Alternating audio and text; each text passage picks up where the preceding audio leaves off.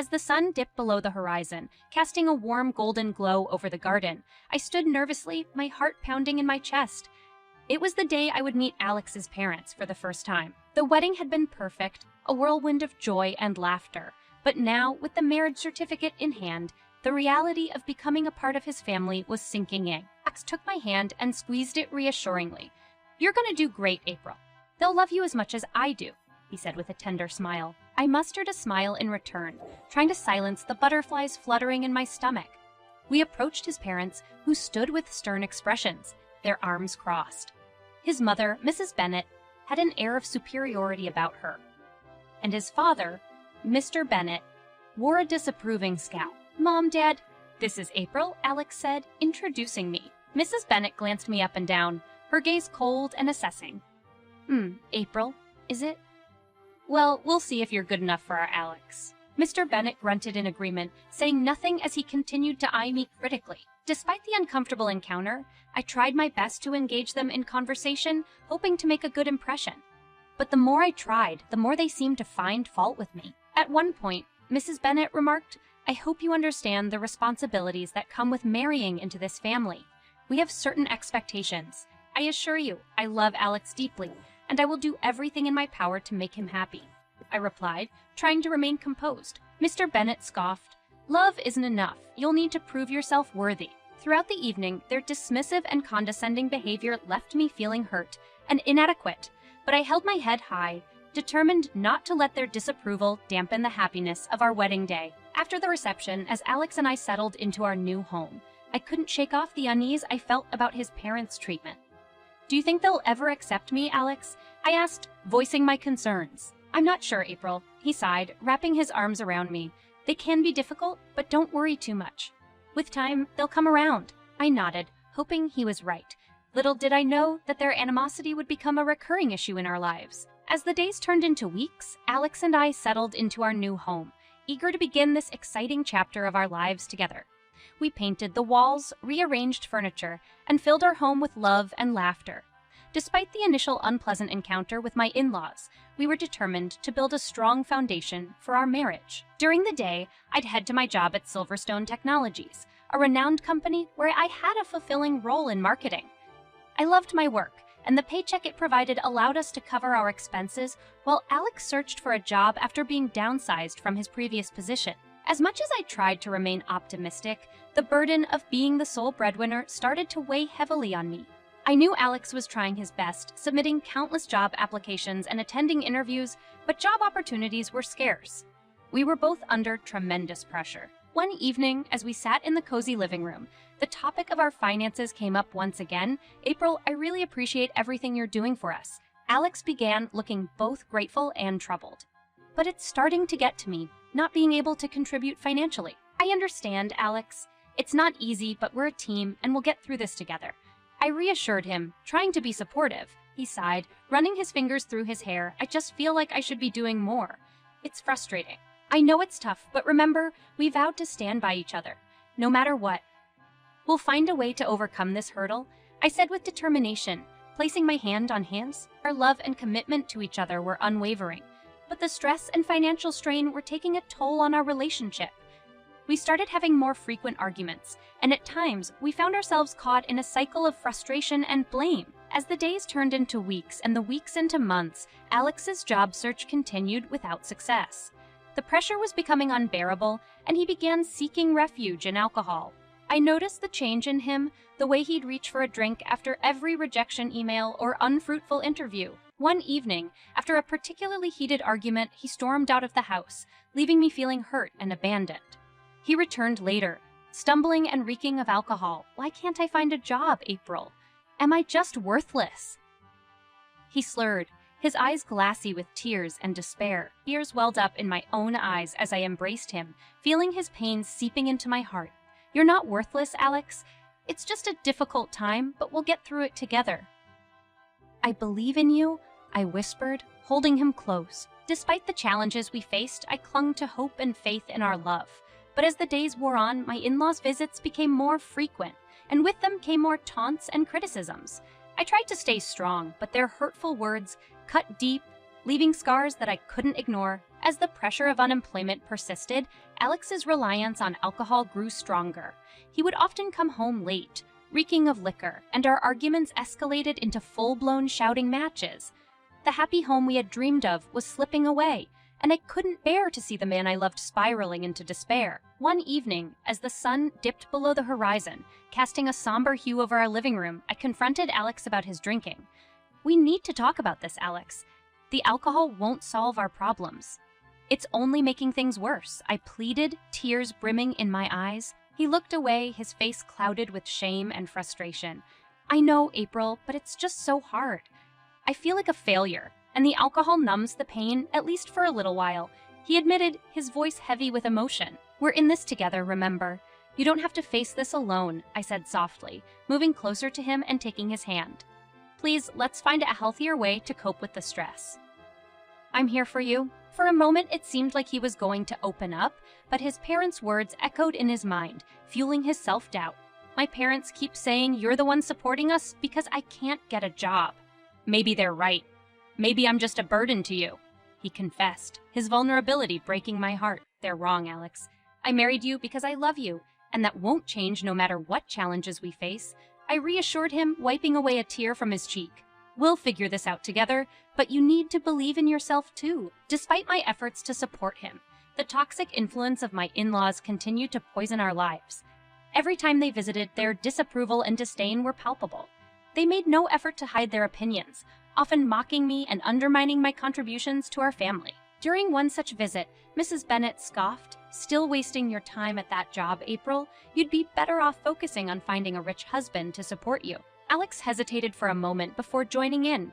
"Yeah, you're not exactly the successful career woman we had in mind." Their words stung like 1,000 needles, and I felt the tears welling up, but I refused to let them see me break.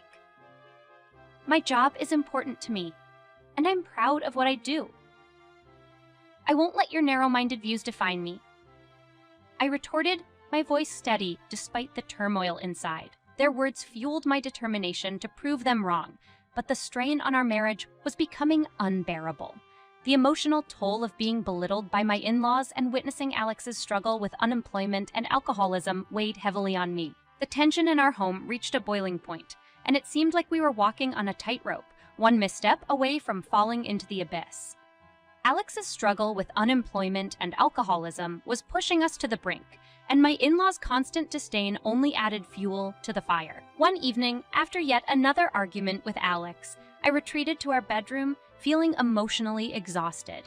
I couldn't shake off the hurtful words that had been exchanged. As tears streamed down my cheeks, I questioned whether we could ever find our way back to the happiness we once had. Feeling defeated and alone, I reached out to my best friend, Lily. She had been a steadfast support throughout our journey, and I knew I could confide in her. "Lily, I don't know what to do anymore. The constant fighting, the pressure from his parents. It's tearing us apart."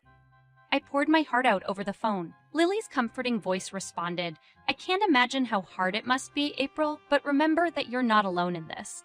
Lean on your friends and don't forget your own strength." With Lily's words echoing in my mind, I decided to confront the issues head-on. The next morning, I approached Alex, determined to have an honest conversation. "We can't keep going on like this, Alex. Our love is slipping away, and I refuse to let it happen," I said, my voice firm yet tinged with sadness. He sighed, his eyes weary. "I don't know what to do, April. It feels like I'm drowning, and I'm taking you down with me." "No, Alex. We're a team, remember. We'll find a way to get through this together, but you need to face your demons." "I can't do it for you," I implored, my heart breaking as I saw his pain mirrored in his eyes. His gaze softened, and he pulled me into a tight embrace. "I'm so sorry, April. I never wanted things to turn out this way.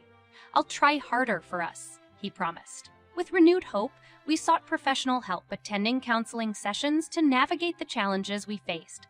Slowly, Alex began to address his alcohol dependence, and together, we confronted the toxic influence of my in-laws on our marriage. However, as we made progress, my in-laws decided to visit again, and I dreaded their arrival. During dinner, the atmosphere was tense, and they wasted no time in resuming their hurtful comments. Mrs. Bennet sneered, "I see you're still struggling to keep this household running, April. When will you finally admit you're not cut out for this?" Alex began to rise to their defense, but this time I couldn't bear to let them demean me anymore. Enough, I exclaimed, surprising even myself with the strength in my voice. I won't tolerate your insults any longer. Your words say more about you than they do about me. Mr. Bennet looked taken aback by my outburst, but I didn't back down. You raised your son to believe that success is only measured by money, but true wealth lies in love, compassion, and resilience. We may be struggling, but we'll overcome this, and our love will triumph, I declared, my heart pounding with determination. As the words hung in the air, I saw a glimmer of realization in their eyes. Perhaps for the first time, they saw the strength and conviction within me, and it left them speechless. As we navigated the turbulent waters of our marriage, I found solace in the unwavering support of my best friend, Lily. She had always been my pillar of strength, and during these trying times, her friendship became my lifeline. For a cup of coffee at our favorite cafe, I poured my heart out to Lily about the challenges we were facing. Lily, I don't know how much more I can take. The constant fighting. The pressure from my in-laws. It's overwhelming, I confided, my voice tinged with exhaustion. Lily reached out, grasping my hand gently. April, you're stronger than you realize. Remember that I'm here for you, and we'll get through this together, she reassured me, her eyes filled with empathy. Her words brought comfort to my troubled soul, and I felt a renewed sense of hope. With Lily by my side, I felt less alone in this battle, and her unwavering belief in me gave me the strength to carry on. As our friendship grew stronger, Lily became a regular presence in our lives. She was there for both the good and the bad times, offering a listening ear and a shoulder to cry on. Whenever my in-laws' visits loomed on the horizon, she'd be there, helping me brace myself for their hurtful comments. One evening, just before my in-laws' next visit, Lily and I were preparing dinner together. Are you sure you want to go through this again, April? Maybe it's time to set some boundaries with them. Lily suggested, chopping vegetables with determination. I wish it were that easy, Lily. They're Alex's parents, and I don't want to create more conflict between them and him. I replied, feeling torn between my love for Alex and the desire to protect myself. Lily paused, looking me in the eyes. I understand, but your well-being is just as important. You can love someone and still set boundaries with toxic people, she said firmly, placing a hand on my shoulder. Her words struck a chord within me, and I realized that I needed to prioritize my own happiness and mental health. The next day, as my in-laws arrived, I decided to take a stand. When Mrs. Bennet started with her usual insults, I interrupted her. Mrs. Bennet, I understand that you have your opinions, but I won't allow you to disrespect me in my own home. If you can't treat me with kindness and respect, I'd appreciate it if you didn't visit, I said firmly, surprising even myself with the assertiveness in my tone. Mr. Bennet looked taken aback, and Alex seemed torn between defending his parents and supporting me. But this time, I didn't back down.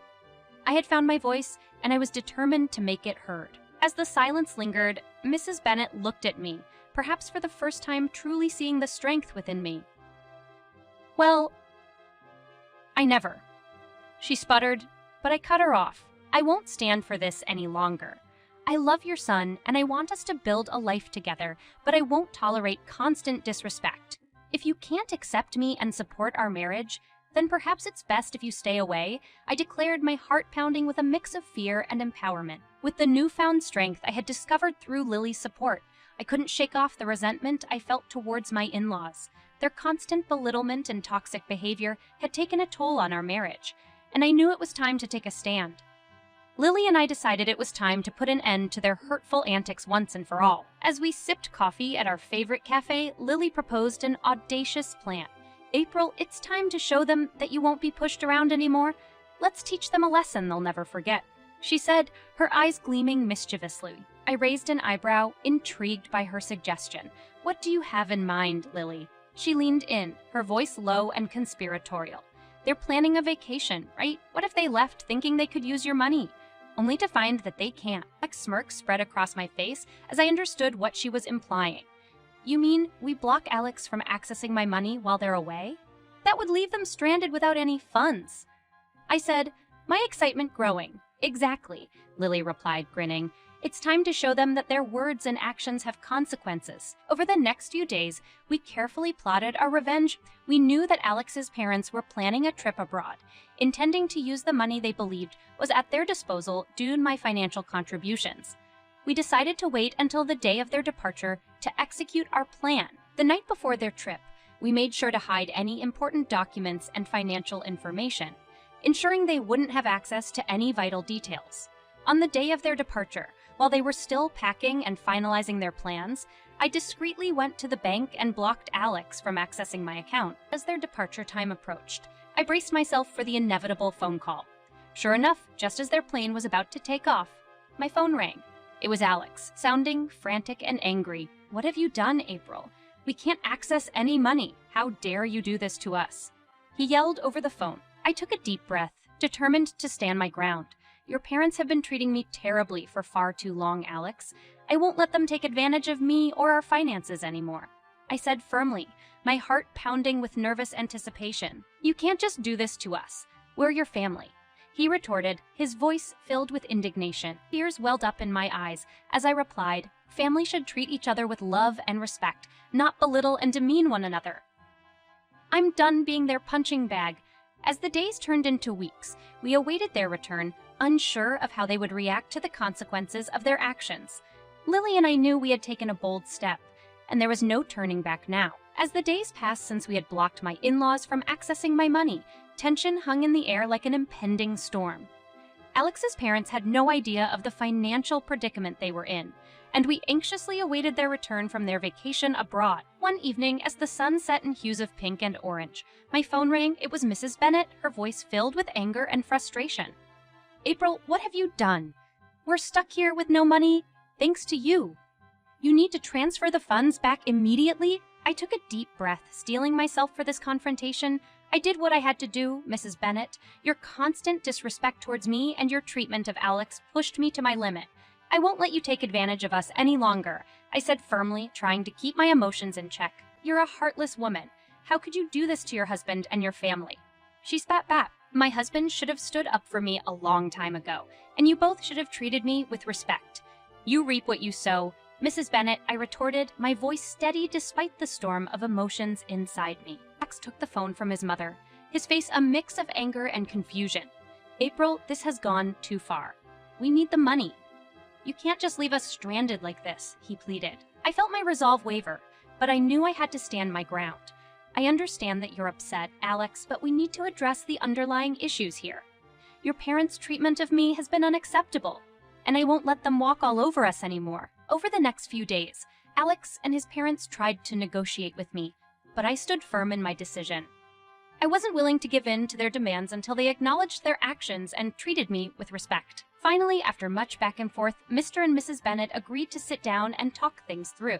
We arranged a meeting at our home, and as they walked through the door, I could feel the tension in the air. "We're sorry, April," Mrs. Bennet said with a hint of reluctance. "We didn't realize how much our words and actions were hurting you." Mr. Bennet nodded. "We were blinded by our own expectations and failed to see the wonderful person you are." I took a deep breath, acknowledging their words. "I appreciate your apology, but I need you to understand that respect is not just a word. It's how we treat each other. I won't tolerate any further disrespect, and I hope we can move forward with mutual understanding and support." As the days turned into weeks, a change seemed to take hold in my in-laws. They became more respectful and understanding, and slowly, the bitterness between us started to dissipate. It was a gradual process, but I could see that they were making an effort to repair the damage that had been done. Our marriage also began to heal as we addressed our issues together. Alex sought counseling to cope with his unemployment and to overcome his reliance on alcohol. With the support of professionals and the strength of our love, we found our way back to each other.